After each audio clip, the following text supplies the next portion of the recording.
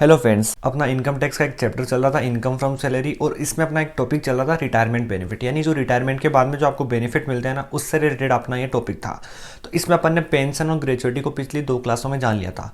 आज की क्लास में अपन बात करेंगे अर्नड लीव सैलरी के बारे में। इसको अपन बोलते हैं लीव सैलरी, यानी अर्जित अवकाश वेतन इसका हिंदी में नाम है। तो इसके बारे में आज की इस वीडियो में जानेंगे कि ये होता क्या है, इसकी कैलकुलेशन कैसे करते हैं, और साथ में एक इलिस्ट्रेशन करेंगे। तो चलिए स्टार्ट करते हैं। सबसे पहले जानते हैं कि जो अर्नड लीव सैलरी है ये होती क्या है। तो देखो, अगर मैं बात करूँ लीव सैलरी होती क्या है, यानी इसको अपन हिंदी में बोलते हैं अवकाश का वेतन। लेकिन ये अवकाश का वेतन नहीं, छुट्टियों का वेतन नहीं होता है। ये होता है छुट्टियां बचाने का वेतन। यानी अगर आपने छुट्टियां बचाई तो आपको क्या मिलेगा, वेतन मिलेगा। कैसे, देखो इसके बारे में समझते हैं।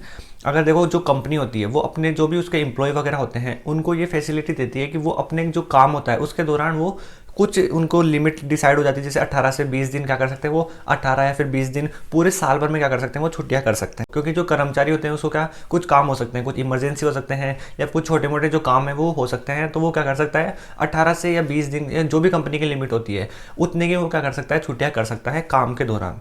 तो कंपनी क्या है, अपने एम्प्लॉय जो है उसको क्या करती है, बेनिफिट देती है। ये बेनिफिट देती है कि वो अपने जो भी वो काम करता है, तो उस काम यानी पूरे साल भर के अंदर वो जब काम कर रहा है तो उस पूरे साल भर में वो 18 से 20 दिन, यानी जो भी लिमिट होगी कंपनी की उतने दिनों की वो लिमिट दे देगी कि आप 18 या फिर 20 दिन क्या कर सकते हो, छुट्टियां कर सकते हो पूरे साल भर के अंदर। अगर आपको कोई इमरजेंसी काम हो या फिर कोई भी अदर काम हो तो आप लोग क्या कर सकते हो, छुट्टियां कर सकते हो 18 से 20 दिन। और आप जो 18 से 20 दिन जो भी कंपनी ने डिसाइड किए होंगे, अगर आप उस दौरान कोई भी 18 या 20 दिन छुट्टी करते हो पूरे साल भर में, तो आपकी जो तनख्वाह है वो बिल्कुल नहीं काटी जाएगी। यानी आपको उन छुट्टियों का भी क्या मिलेगी, रुपए मिलेंगे, यानी सैलरी आपको मिलेगी उस टाइम की भी। अगर आप उसमें क्या हो छुट्टियां लेते हो तो भी आपको क्या मिलेगी, सैलरी मिलेगी। तो देखो, अगर मान लो ये कंपनी वाली फैसिलिटी देती है तो काफ़ी सारे एम्प्लॉय ऐसे होते हैं जिनको काम नहीं होता फिर भी वो क्या कर लेते हैं, छुट्टियां कर लेते हैं। तो इसको रोकने के लिए कंपनी ने क्या किया, ये वाला एक जो बेनिफिट है वो स्टार्ट कर दिया, ताकि क्या है, जो अगर मान लो कोई बिना फालतू में छुट्टियां करे ना, वो छुट्टियां नहीं कर पाए। तो इसके लिए क्या किया कंपनी ने कि अगर मान लो आपको हमने जो 18 से 20 दिन की जो छुट्टियां दी है, अगर आप उस दौरान भी काम पे आते हो और काम करते हो तो आपको उन दिनों के एक्स्ट्रा रुपए मिलेंगे। तो ये कंपनी क्या करती है, फैसिलिटी देती है ताकि जो छुट्टियां है वो बिना मतलब में एम्प्लॉय नहीं ले और ज़्यादा से ज़्यादा क्या करे, काम करे। अगर उसको छुट्टियां लेनी है तो ले, उसको क्या मिलेगी, नॉर्मल सैलरी मिलेगी। लेकिन अगर वो उन दौरान भी काम करता है तो उनको क्या मिलेगी, एक्स्ट्रा जो सैलरी होती है ना वो मिलेगी। तो इसी की अपने को क्या करनी है, इसमें कैलकुलेशन करनी है। अब देखो, ये जो मैंने आपको डेफिनेशन बताई है मैंने अपने लैंग्वेज में बताई है ताकि आप लोगों को समझ में आ जाए। क्योंकि जो बुक में है, बुक में आपको हार्ड सी डेफिनेशन दे रखी है तो आप लोगों को समझ में नहीं आएगी कि ये कहना क्या चाहता है। तो मैंने आपको सिंपल रूप में बताई है। अगर आप फिर भी बुक से पढ़ना चाहते हो तो एक बार बुक से रीड आउट कर लेना, वहाँ पे भी आपको डेफिनेशन दे रखी है। अब देखो, बात आती है मेन जो इस टॉपिक की, वो है कैलकुलेशन।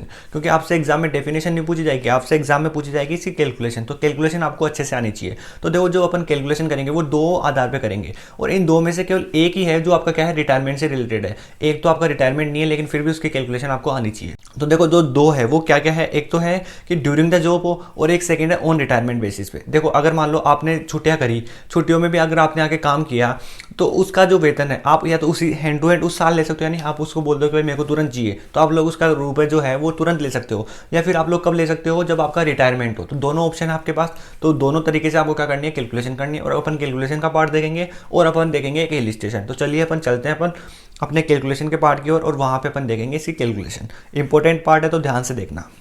तो चलिए स्टार्ट करते हैं अपन अपना लीव सैलरी को अपन बोलते हैं हिंदी में छुट्टियों का वेतन। यानी जो आप छुट्टियां करोगे ना उसका भी आपको क्या मिलेगा, वेतन मिलेगा। तो उससे रिलेटेड जो आपकी कैलकुलेशन है वो अपन यहाँ पे देखेंगे, लीव सैलरी की आपको क्या कैलकुलेशन करनी है। तो जब आप कैलकुलेशन करोगे तो आपको 2 चीजें ध्यान रखना है। जो लीव सैलरी होती है वो आपको 2 जगह से मिल सकती है। जो लीव सैलरी होती है ना वो 2 तरह की हो सकती है। जैसे एक तो आप ड्यूरिंग द जॉब पे, है ना, एक तो हो गई आपकी क्या, ड्यूरिंग द जॉब, और दूसरी हो गई आपकी ऑन रिटायरमेंट। यानी जब आपको जो छुट्टियों का वेतन मिलेगा वो आपको वो 2 तरीके से मिलेगा। या तो आपको क्या मिलेगा, आपने जो छुट्टियां की है वो ड्यूरिंग द जॉब की है, यानी आप जॉब करते हो और उस दौरान अगर आपने कोई छुट्टियां की होगी तो वहां पे आपकी जो लीव सैलरी है उसकी कैलकुलेशन कैसे होगी वो देखेंगे। और यहाँ पे अपन देखेंगे कि अगर आपने रिटायरमेंट के बाद में आपकी जो छुट्टियां होगी वहां पे आपको जो लीव सैलरी है उसका वेतन कैसे मिलेगा, इनकी कैलकुलेशन अपन करेंगे। ठीक है। तो देखो, ड्यूरिंग द जॉब करोगे तो क्या होगा, टैक्सेबल होगा। चाहे गवर्नमेंट का एम्प्लॉय हो चाहे नॉन गवर्नमेंट का एम्प्लॉय हो, दोनों को क्या करना होगा, काम करना होगा। यहाँ पे कोई रियायत नहीं दी जाएगी। अगर आपको मान लो वर्किंग डेज में अगर आप क्या करते हो, छुट्टी करते हो, तो वो क्या होगा, आपका टैक्सेबल होगी वहाँ पे। तो ड्यूरिंग द जॉब कर रहा है यानी वर्किंग डे में कर रहा है, तो ये क्या होगा, टैक्सेबल होगा। Taxable for all employees. All employees से मेरा मतलब है कि गवर्नमेंट और नॉन गवर्नमेंट बोथ, यानी दोनों के लिए होगा। तो टैक्सेबल फॉर ऑल एम्प्लॉयज दोनों आएंगे, इसमें गवर्नमेंट का भी आ जाएगा, नॉन गवर्नमेंट का भी, दोनों आ जाएंगे। लेकिन जो रिटायरमेंट होगा इसमें जो आपकी कंडीशन है वो अलग हो जाएगी। रिटायरमेंट में जो गवर्नमेंट और नॉन गवर्नमेंट है वो अलग अलग बढ़ जाएंगे। तो दोनों को देखते हैं अपन। यहाँ पे अपन लिख देंगे अपने गवर्नमेंट एम्प्लॉय, इसकी कैलकुलेशन आपको यहाँ पे करनी है, और जो नॉन गवर्नमेंट है उसके अपन कैलकुलेशन यहाँ पे करेंगे। दोनों की जो यहाँ पे कंडीशन है वो अलग अलग होगी। अगर मैं बात करूँ पहले गवर्नमेंट एम्प्लॉय की, तो इनको क्या देती है सरकार, कुछ अलग ही रियायत देती है। तो इनकी जो रियायत है उसमें क्या होता है कि इनके लिए क्या होता है, फुल्ली एग्जेम्प्ट होती है, यानी इस पर कोई भी कर नहीं लगता। फुल्ली एग्जेम्प्ट यानी कर मुक्त। अगर क्वेश्चन में गवर्नमेंट का एम्प्लॉय होगा तो उसके लिए क्या होगी, फुल्ली एग्जेम्प्ट होगी ऑन रिटायरमेंट बेसिस पे, ठीक है। वहीं अगर मैं बात करूँ नॉन गवर्नमेंट एम्प्लॉय की, तो इसके लिए क्या है, कुछ परसेंट का क्या दिया है, इसको एग्जेम्पशन दिया है, यानी कि कुछ कंडीशन दे रखी है कि भाई अगर ये पूरी करते हो तो आपको एग्जेम्पशन मिल जाएगी, अदरवाइज आपको क्या पूरी पूरी क्या होगी, टैक्सेबल होगी। तो इसकी कुछ कंडीशन वो देख लेते हैं, वहां तक तो क्या होगी, एग्जेम्प्ट होगी, उसके बाद ही क्या होगी, इसके टैक्सेबल होगी। तो वो कंडीशन मैं आपको बताता हूँ। तो वो कंडीशन आपकी यहाँ पे है, ठीक है। जो एक्चुअल में इसको अमाउंट रिसीव होगी उसमें से आपको क्या करना है, लिस्ट करना है, यानी लेस करना है आपको। List will be exempt, list will be exempt.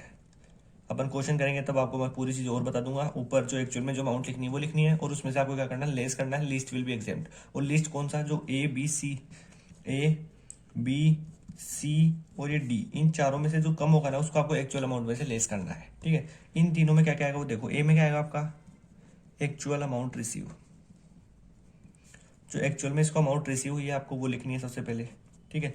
B point में आपको लिखनी है मैक्सिमम लिमिट, और जो इसको मैक्सिमम लिमिट दे रखी है वो दे रखी है 3 लाख रुपए की, ठीक है। सी पॉइंट में आपको क्या लिखना है, 10 मल्टीप्लाई एवरेज सैलरी। 10 में मल्टीप्लाई करना आपको एवरेज सैलरी। जब आप इसको सोल्व करोगे तो आपकी क्या आ जाएगी, ये भी आ जाएगी। देखो जो आपकी एवरेज सैलरी है इसकी कैलकुलेशन पर करेंगे वर्किंग नोट नंबर फर्स्ट में।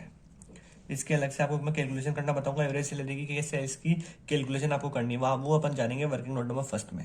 वहाँ पे अपन देखेंगे एवरेज सैलरी है वो आपकी कैसे निकलेगी, ठीक है। अपन चलते हैं अपने डी पॉइंट की ओर। जो डी पॉइंट है इसमें आपका क्या आएगा, leave encashment for unavailed leave, ठीक है।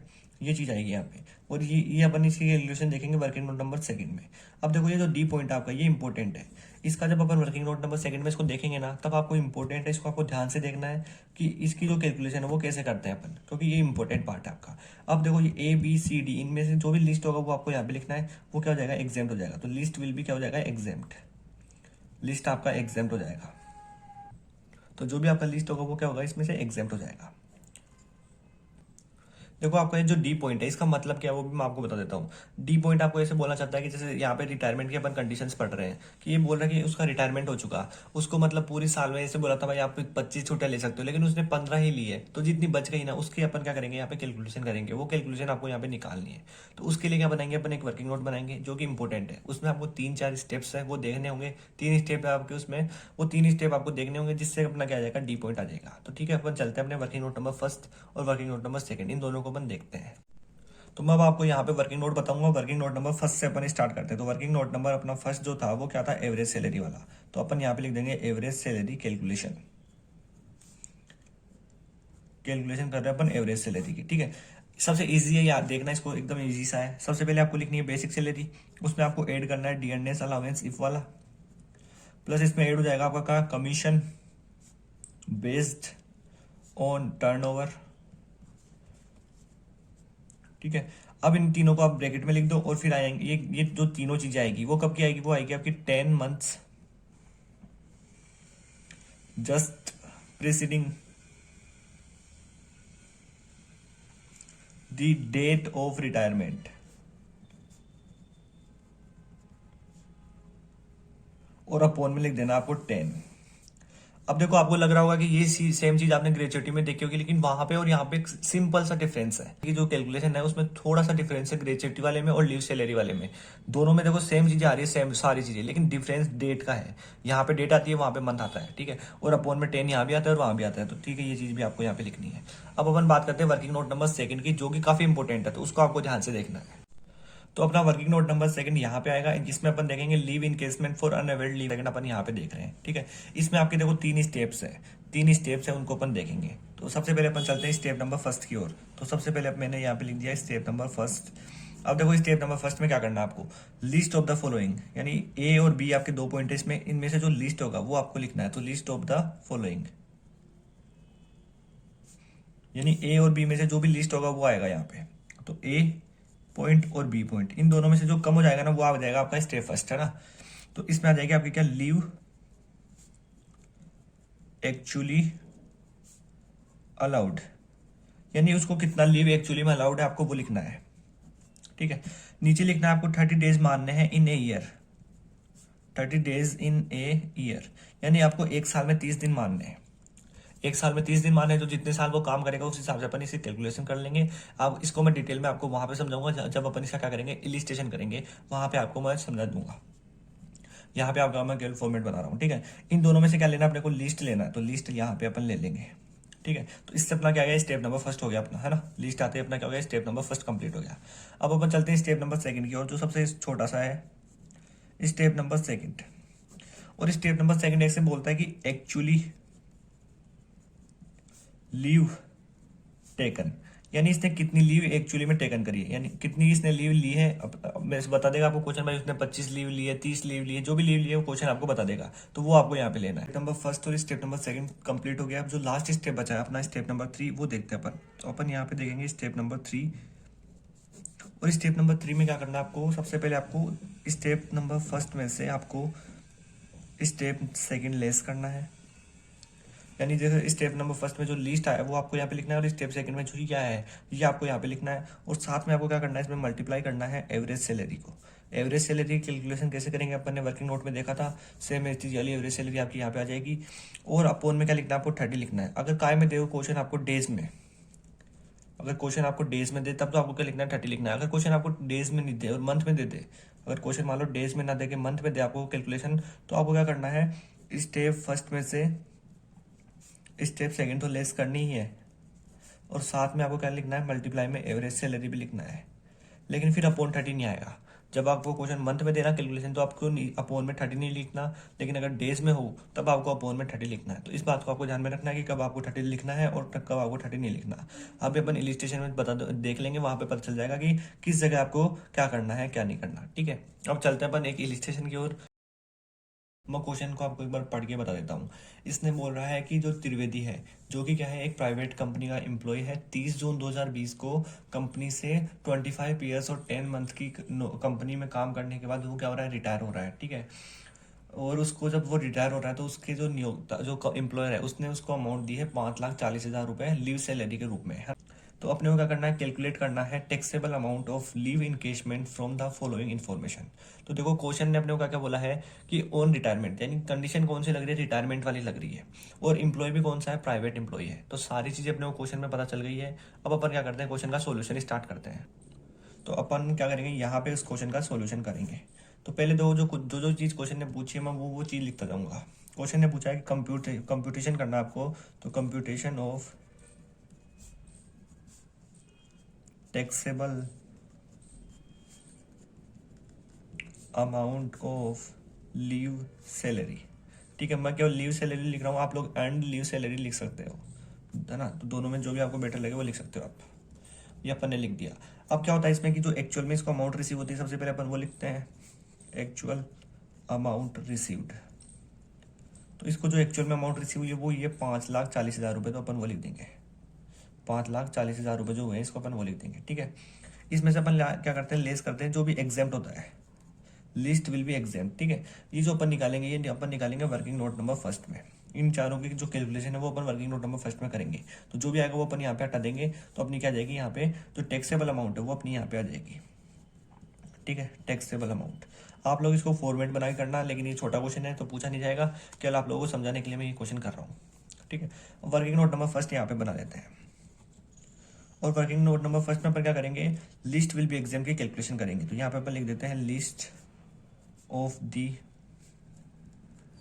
following will be exempt, यानी कि इनमें से जो भी लिस्ट होगा वो क्या हो जाएगा, एग्जेम्प्ट हो जाएगा। और 4 ऑप्शन होते हैं अपने पास। ए में तो क्या आती है आपकी एक्चुअल में जो अमाउंट रिसीव हुई है वही आ जाती है, तो एक्चुअल अमाउंट रिसीव यहाँ पे आ जाएगा। और एक्चुअल में जो अमाउंट रिसीव हुई है इसको कितनी हुई है, 5,40,000 रुपये इसको रिसीव हुई है। ठीक है, बी पॉइंट में आती है आपकी मैक्सिमम लिमिट, और जो इसको मैक्सिमम लिमिट दे रखी है वो दे रखी है 3 लाख रुपए की, तो 3 लाख रुपए अपन यहाँ पे लिख देंगे, ठीक है। सी पॉइंट में आता है आपका क्या, 10 मल्टीप्लाई एवरेज सैलरी, और एवरेज सैलरी की अपन को क्या करनी है, कैलकुलेशन करनी है, जो कि अपन करेंगे वर्किंग नोट नंबर सेकंड में, ठीक है। तो इससे हो जाएगी आपकी। और डी पॉइंट में आपका आता है leave encashment for unavailed leave, और इसकी कैलकुलेशन करेंगे अपन वर्किंग नोट नंबर 3 में, ठीक है। सारी चीज आपको इसी तरीके से बता के आनी है ताकि उसको क्या हो, सारी चीज क्लियर हो और वो आपके पूरे में से पूरे मार्क्स दे। वर्किंग नोट बहुत इंपॉर्टेंट है, अगर आप वर्किंग नोट बना के आओगे ना आपके अच्छे मार्क्स आएंगे। वर्किंग नोट बहुत इंपॉर्टेंट होते हैं, तो वर्किंग नोट आपको बना के आने हैं, जो भी चीज हो आपको सारी चीज बता के आनी है वर्किंग नोट में कि क्या क्या चीज आपने इस क्वेश्चन में की है, सारी चीजों को आपको वर्किंग नोट में बनाना है। अगर आप लोग वर्किंग नोट नहीं बना के आते ना तो समझ लेना आपके जो मार्क्स है वो कट जाएंगे। ये बात आप ऑटोमेटिकली सोच लेना कि जो आपके मार्क्स है वो कट जाएंगे अगर आप लोग वर्किंग नोट नहीं बना के आओगे तो अपन चलते हुए देखते हैं वर्किंग नोट नंबर सेकंड में एवरेज सैलरी की कैलकुलेशन। तो जो अपना वर्किंग नोट नंबर सेकंड था, कैलकुलेशन ऑफ एवरेज सैलरी, वो अपन यहाँ पे निकालेंगे। और देखो इसके लिए क्या था, अपने को एक चीज अपन ने याद की थी, वो अपन यहाँ पे लिख देंगे। बेसिक सैलरी आएगी सबसे पहले, फिर इसमें आएगा आपका डियरनेस अलाउंस इफ वाला, तो इसका फॉर्मूला था ना एवरेज सैलरी निकालने का, वो अपन यहाँ पे लिख देंगे। साथ में आपका आता था कमीशन बेस्ड ऑन टर्नओवर, तो वो भी अपना यहाँ पे आ जाएगा। और ठीक है, ये जो तीनों चीज आएगी वो आएगी 10 महीने की, है ना, 10 मंथ्स जस्ट प्रीसीडिंग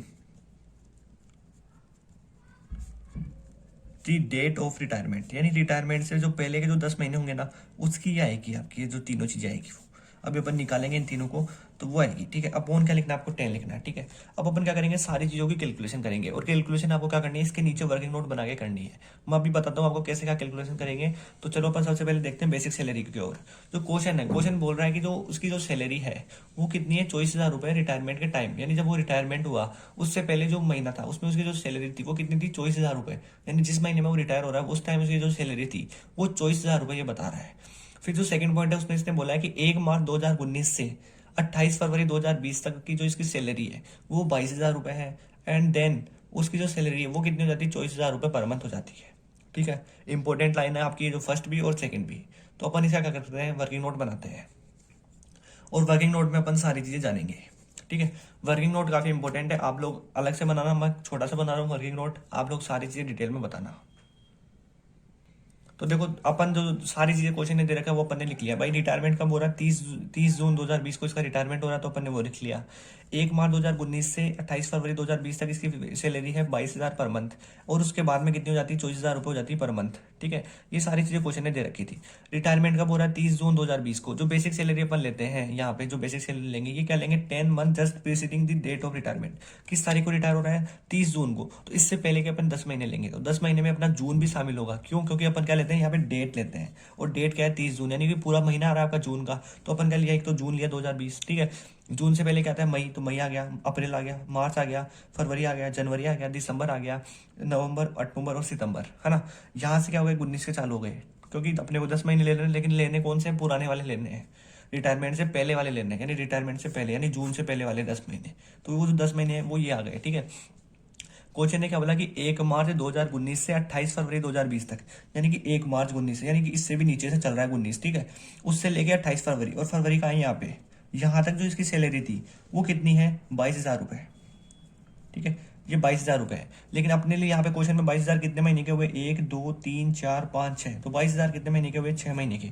22,000 1 महीने के, तो 6 महीने के, इसको मल्टीप्लाई कर देंगे, ठीक है।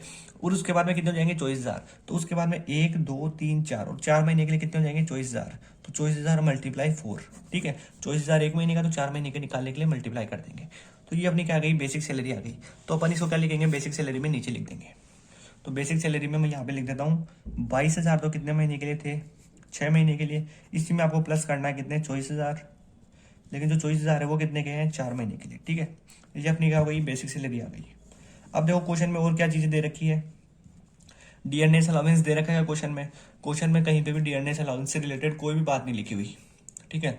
नीचे बस ये दे रखा है कि उसने कितनी लीव ली है, कितनी जो लीव है वो उसको देनी चाहिए थी, बस वो लिखा हुआ है और कुछ भी नहीं लिखा हुआ है। ना ही कमीशन दे रखा, तो कुछ भी चीज़ नहीं दे रखी, ना ही तो डीएनएस अलाउंस इफ वाला है और ना ही कमीशन है। ठीक है, तो कुछ भी नहीं है, केवल अपनी बेसिक सैलरी थी जो अपन ने निकाल ली। तो अपॉन में 10, यानी इतना ही अपना क्या होगा, ये सोल्व होगा, इसके आगे अपना सोल्व नहीं होगा। तो इसके इक्वल में अपनी क्या जाएगी, एवरेज सैलरी आ जाएगी। तो अपन क्या करते हैं, इसको सोल्व करते हैं। तो मैं इसको क्या करता हूँ, अब सोल्व करता हूँ। तो इसने कितने बोले हैं, 22,000।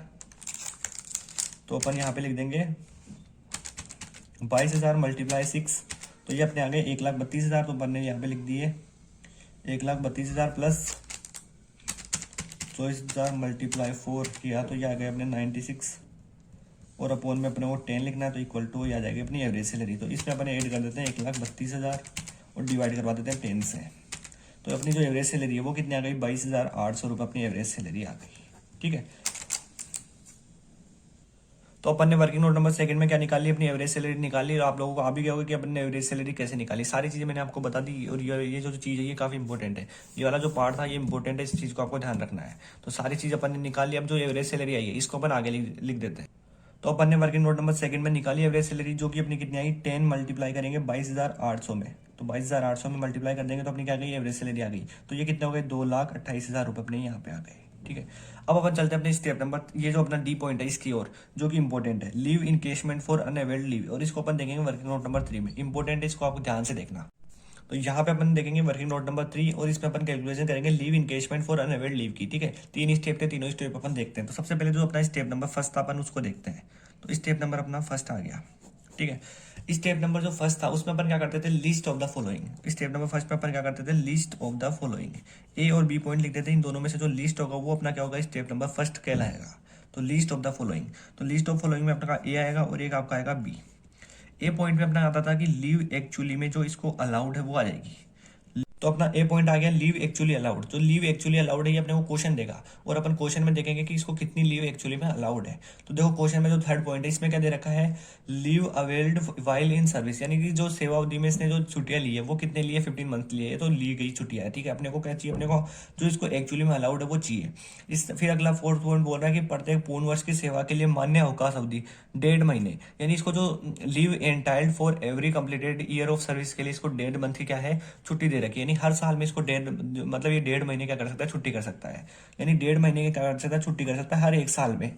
और एक साल का मतलब है कि केवल एक साल में क्या कर सकता है, 1.5 महीने की छुट्टी कर सकता है। लेकिन इसने कितने कितने साल तक काम किया है, इसने बोला है 25 वर्ष और 10 माह, है ना।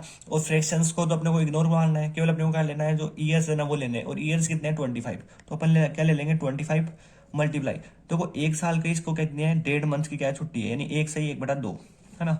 तो अपन को कितने की चाहिए, 25 के चाहिए, तो अपन 25 से मल्टीप्लाई कर देंगे 1.50 को।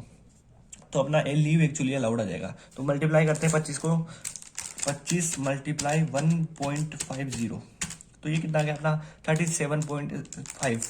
तो ये जो 37.5 आया है ये अपना क्या हो गया, लीव एक्चुअली में जो इसको अलाउड है वो कितना आ गया, 37.5 मंथ्स। ठीक है, मंथ्स आ गए, ये अपने मंथ्स में आ गई। अपने को क्वेश्चन में मंथ्स में दे रखा था तो अपने मंथ्स में कन्वर्ट कर लिया। सेकंड जो बी पॉइंट था इसमें आ रहा था अपना क्या, 30 days in a year, 30 days in a year, यानी अपने को 30 दिन मानने एक साल में। ठीक है, एक साल में अपने को 30 दिन मानने है ना, एक साल में अपन 30 दिन मानेंगे। लेकिन ऐसे कितने साल मानेंगे, 25 साल, क्योंकि 25 साल तक इसने काम किया है। तो मल्टीप्लाई 25 और इसके नीचे अपन 30, क्योंकि 30 क्या होते हैं, डेज होते हैं। ठीक है, तो 30 से 30 गए तो कितना बचा, केवल 25। तो यहाँ पे कितना रहेगा, 25 मंथ।